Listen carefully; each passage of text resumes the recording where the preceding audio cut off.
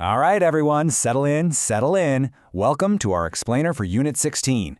Today, we are heading out on a safari, but not to Africa. We're going on a safari into a world you can't even see. A world that's living on your desk, floating in the air, and yep, even inside you. We're talking about the incredible, invisible world of microorganisms. So, here's our game plan for today's big adventure. First, we're going to get the lay of the land of this invisible world. Then, we'll meet the 5 main players in this microbial story. After we've made our introductions, we'll dig into their double lives, how they can be both our helpful buddies and some pretty nasty invaders. And we'll wrap it all up by taking a look at the ecosystem living right inside of you. Ready? Let's get started.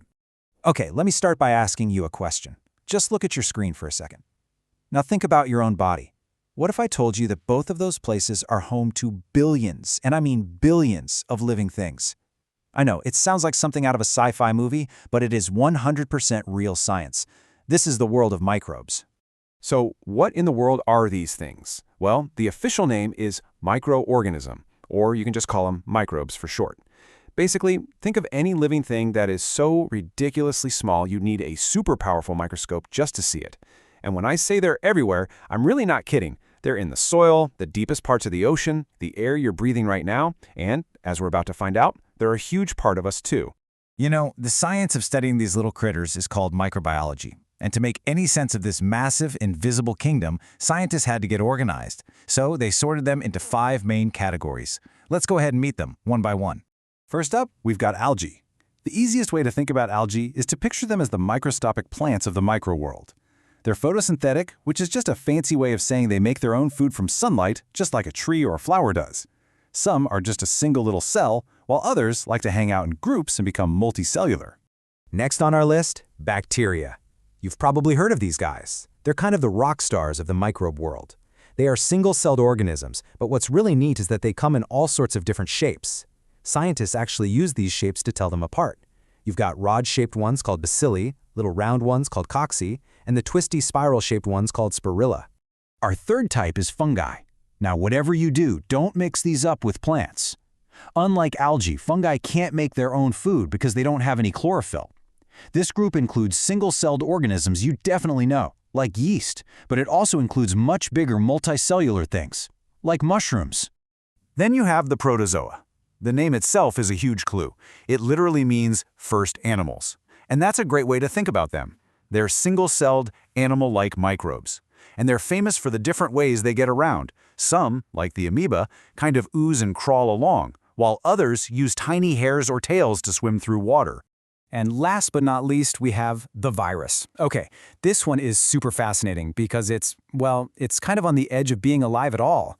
A virus isn't really a cell. It's just a tiny little package of genetic material with a protein shell. It can't do anything by itself. It's basically a little zombie. It's not truly alive until it invades a living cell and hijacks it to make more copies of itself. So weird, right?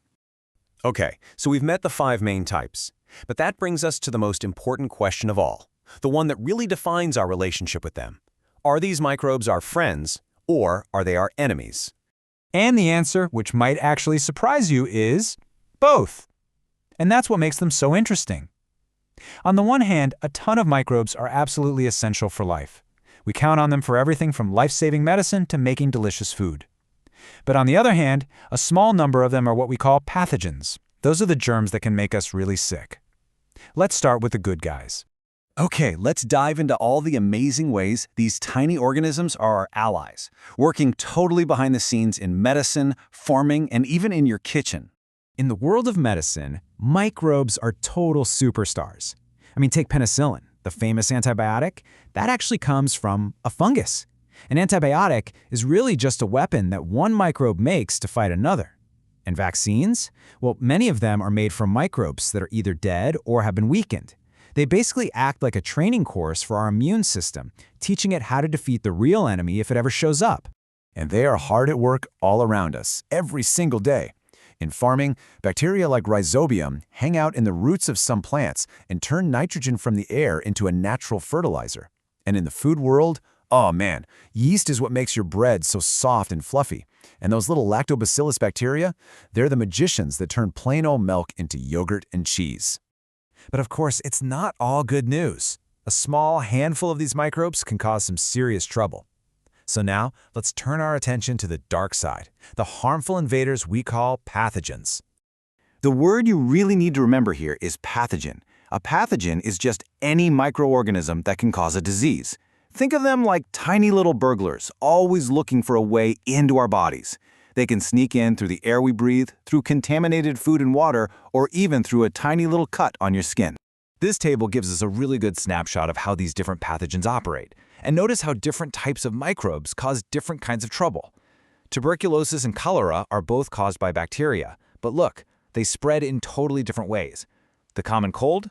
That's a virus. And something like malaria is caused by a tiny protozoa that uses a mosquito as its own personal taxi service to get around. So, we've talked a lot about microbes out there in the world. For our last section, let's bring the focus right back home, to the microbes inside of you. Yep, you have your very own personal ecosystem. Living in your gut right now are trillions of bacteria. Not millions, not billions, trillions. It's a number so huge it's almost impossible to imagine. And this community is so important. They help you digest food that your body can't break down by itself. They actually make essential vitamins for you. And they act like a security force, forming a barrier to keep out those harmful pathogens we just talked about. This quote from our reading really says it all perfectly. Thousands of bacteria, fungi, and other microbes that live in our gut are essential contributors to a good health. You see, they aren't just guests living inside you. They are active partners in keeping you healthy. And that brings us to our final, seriously mind-bending question for the day. Scientists figure that you actually have more microbial cells in and on your body than your own human cells. So, when you really think about it, who's in charge here? You or your trillions of tiny tenants? Something to think about. All right, class dismissed.